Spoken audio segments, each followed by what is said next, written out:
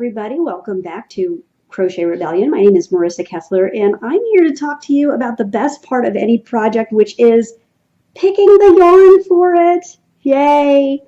I'm going to give you all of the tips that you're going to need on selecting the right materials so that you can duplicate this shawl as closely as the quality that I have, and just pick your own colors and do what you like with it.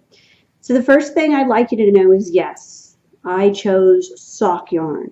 I chose sock yarn for a couple of really key reasons. Number one, whenever you're crocheting, it tends to make up garments that are a little bit thicker than you would with knitting.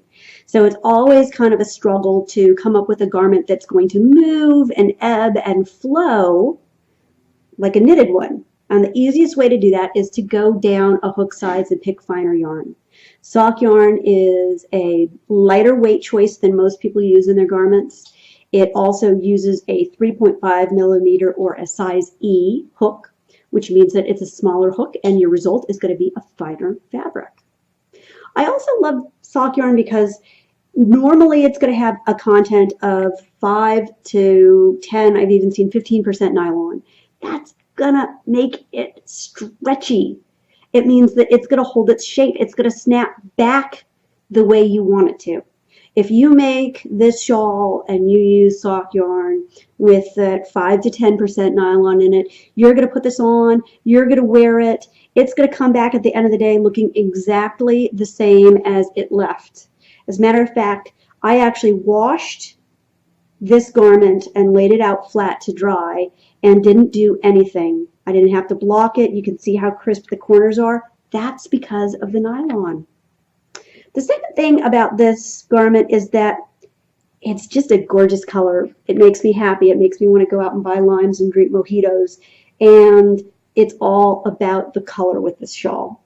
You've got that gorgeous speckled tall stitch sandwiched between some really bright hues.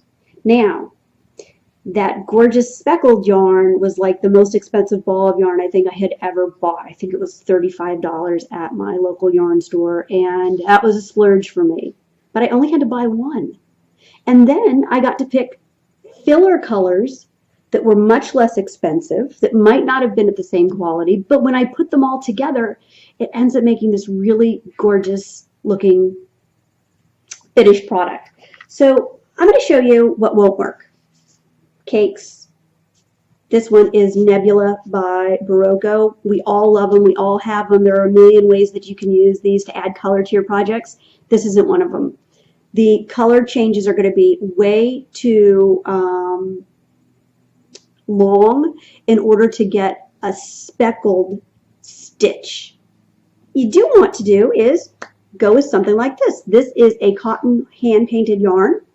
If you take a look at it, I mean, this thing changes color every half of an inch all the way through with absolutely no rhyme or reason, except that the colors are gorgeous and they all go together. And I can pick up this really great ball of yarn and I can pair it with something like this plain gray, and it really is going to end up making a beautiful garment.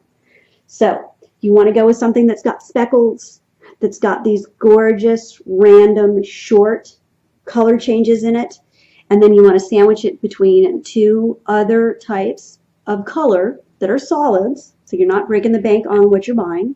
And you do want to make sure that you're looking for something that's got that nylon in it. That way your finished garment has that stretch and that bounce that you want.